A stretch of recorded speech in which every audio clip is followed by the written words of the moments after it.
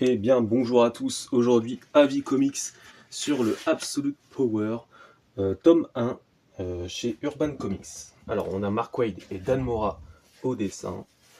Je viens de terminer la lecture hier. Donc voilà, j'ai essayé de laisser maturer un petit peu toute la nuit. Je me suis dit, allez, on va en parler. Est-ce que j'attendais ça? Pas spécialement, mais c'est vrai qu'en ce moment, niveau DC Comics, il n'y a pas grand-chose avec le World Fall Nest des deux mêmes personnes. C'est la seule série que je suis. Il y a Nightwing aussi, mais Nightwing, il y a quand même une descente, on va dire, au niveau de la qualité, pas spécialement, mais de l'intérêt. Parce que je trouve que ça part un petit peu dans tous les sens. Et donc là, je vais vous présenter Absolute Power. Alors, vous allez vous dire, pourquoi il met des gants? Tout simplement, les gants, c'est pour simplement esthétique. C'est pas parce que je fais vraiment attention ou quoi, je suis pas à ce niveau d'exigence, c'est juste niveau esthétique. Puis c'est des gants, c'est des gants de taf. Donc, sincèrement, c'est juste pour que ça soit un peu plus esthétique. Voilà. Alors, en fait, j'ai les mains assez abîmées avec le boulot, c'est juste ça, tout simplement. Alors, de quoi est-ce que ça parle? Absolute Power. En fait, on va juste voir Amanda Waller qui va tout simplement faire en sorte que les super vilains, les super héros, perdent leur pouvoir. Et en priorité, et le premier qui va être touché, c'est Superman, et toute la suite va suivre. Donc, moi qui n'ai pas lu tout Dawn of, parce que Dawn of j'avais fait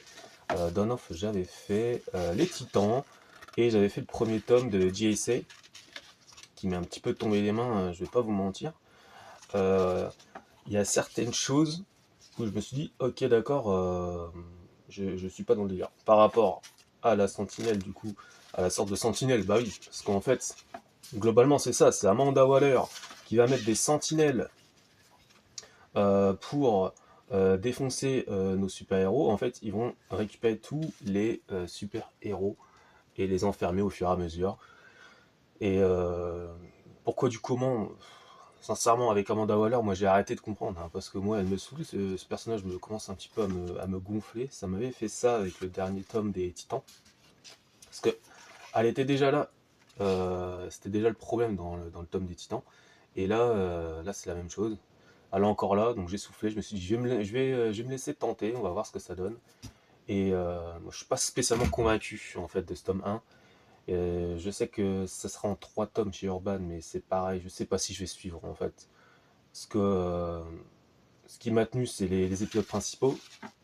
Là, on a les épisodes de Green Arrow aussi. Parce que Green Arrow, on va comprendre. Alors, je suis désolé si je spoil, mais là, je vais vous montrer le bouquin. Donc, il risque d'y avoir des pages. Donc, on va voir Green Arrow qui va passer du côté obscur, du côté de Amanda Waller. Tout simplement. Donc, après, on a son fils, je sais pas qu'il a un fils, tu vois, qui va prendre sa place. On a la Arrow Family, on va dire. Ah, ça y est, entre la Arrow Family et la Superman Family, là-dedans, il n'y a pas non plus un gros morceau Bat Family, donc ça va encore. Et mais sinon, ouais, pas que je suis perdu, mais c'est vrai que là, l'univers d'ici est en train de me perdre. Heureusement que. Puis j'ai oublié aussi, heureusement que il y a Green Lantern, parce que moi je suis que du Green Lantern. Et World Finest, sinon, en DC actuel, je ferais pas grand-chose, hein. Donc là, on a les épisodes spéciaux, donc les épisodes centrés Absolute Power. Normalement, on en a deux. Donc Mark Waid et Dan Mora au dessin. Dan Mora, j'ai envie de vous dire, c'est une claque. Mais une claque. Regardez-moi cette page, la perspective. Là, vous avez le Superman qui tombe parce qu'il vient de perdre ses pouvoirs et il se prend 2 balles dans le buffet, quoi. Et tout par-delà, puis après, tous les super-héros vont commencer à perdre leur pouvoir aussi. Et on a cette manipulation aussi médiatique qui fait que les gens vont commencer aussi à avoir peur et à se rebiffer contre les héros. Moi, je trouve que c'est un peu simpliste, mais bon, voilà. On a aussi le personnage de la mariée, apparemment, ou la dame Brainiac, moi, je connaissais pas parce qu'apparemment, elle était dans le dernier tome de Dawn of Superman, donc le 3. Avec la couverture, moi j'ai vu la couverture avec tous ces Brainiacs, mais le côté Superman Family, il y a trop de Superman, ça m'a un petit peu bloqué pour lire la série. Donc je suis passé un peu à côté aussi. Donc les épisodes principaux de Absolute, regardez-moi ça. Franchement, même son chat, Le mec, il dessine tout le monde à la perfection, quoi, c'est fou, quoi. Je sais que du coup en VO, c'est lui qui s'occupe avec Mark Waid de la GLA Unlimited. Donc je suis pressé de voir ce que ça donne. Parce que là, spécialement, là, ça m'a pas vendu du rêve. Donc voilà, on a les Amazos. On a plein d'Amazos qui peuvent, du coup, se référencer à des sentinelles avec les X-Men côté Marvel. On est complètement dedans. Les mecs qui touchent, ils prennent les pouvoirs des super-héros. Puis du coup, il les combine à ceux qu'ils avaient déjà, en fait. C'est comme les sentinelles... Oh, spoiler. C'est comme les sentinelles, les nomades ou quoi que ce soit, qui arrivent à, euh, à gérer la situation par rapport à certains héros, quoi. Du coup, ils balancent certains pouvoirs. Donc on a des épisodes après de Wonder Woman, tout simplement. Chaque série principale a son numéro. Il y en a juste une, le personnage de Parasite, on ne le voit pas souvent, donc ça fait plaisir. Il y en a juste une série que j'ai vue, tiens, je crois que c'est là, c'est avec Zatanna. Alors je sais pas d'où ça sort. Là on voit, c'est le chapitre 5. Alors Joshua Williamson, je sais pas ce qu'il scénarise, parce que là on n'a pas le bandeau. Parce que normalement on a un bandeau pour savoir quelle série on a. Là vous voyez la Green Lantern avec Sinestro en Red Lantern, si vous n'êtes pas au courant. Il est en Red Lantern, justement. Là vous voyez le bandeau Green Lantern, numéro 13. Et on n'a pas, donc je sais pas de quelle série ça sort.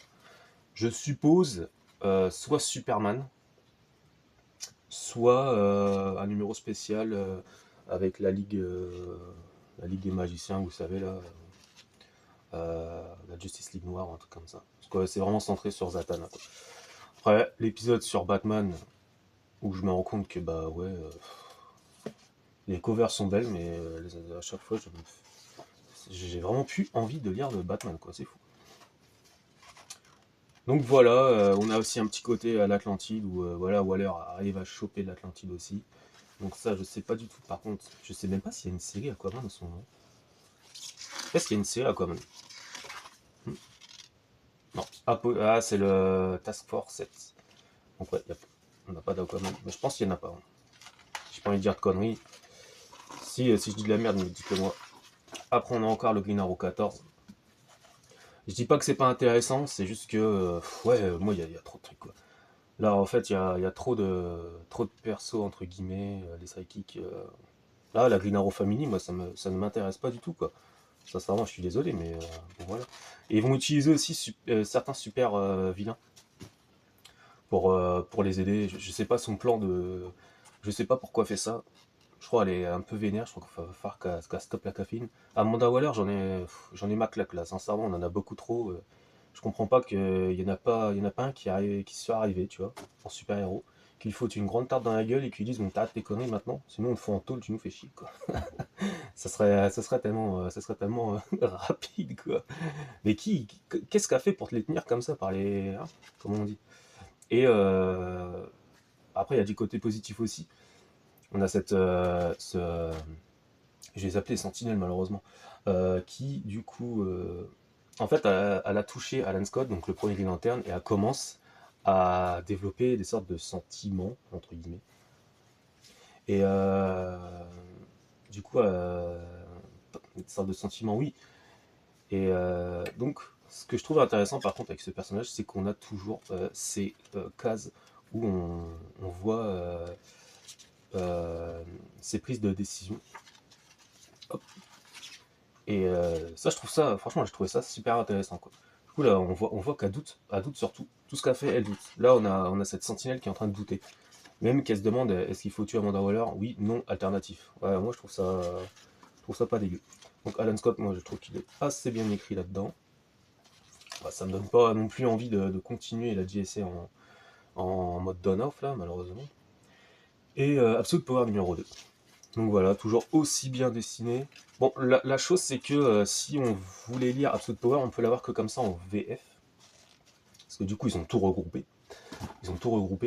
Est-ce que Absolute Power simple, c'était compréhensible? Je pense pas non plus, je pense pas. Je pense que c'était la seule façon de le sortir en VF, quoi, tout simplement. Donc voilà. Ouais, je vous montre quelques pages parce que franchement, il y en a, ça envoie du lourd. Et là, vous voyez que John, Donc le fils de Superman commence à partir en vrille, tout simplement. Il a été manipulé, tout simplement. Donc sur la couverture, on voit tout simplement Mark Waid et Dan Mora, mais bien sûr, on a toute cette ribambelle de créateurs et de scénaristes, de dessinateurs, d'encreurs, tout simplement. Donc voilà, qu'est-ce que j'ai pensé globalement d'Absolute Power? Ouais. Je pense pas aller sur le tome 2 comme je suis allé sur le tome 1. Là, sincèrement, je l'attendais parce que je me dis, allez, j'en ai entendu du bon et j'ai envie de voir ce que ça donne. Surprenez-moi. On m'a pas surpris et je suis déçu, oui et non, quoi. Pour le coup, ouais, c'est vrai que ça m'a, ça m'a freiné sur l'achat des suivants, quoi. Tout simplement. Donc dites-moi ce que vous en pensez en commentaire, si vous l'avez lu. Dites-moi si j'ai fait quelques conneries, si je dis de la merde, ou si vous avez des questions tout simplement sur lesquelles j'ai zappé. Puis moi je vous dis à la prochaine pour un prochain Avis Comics. Salut!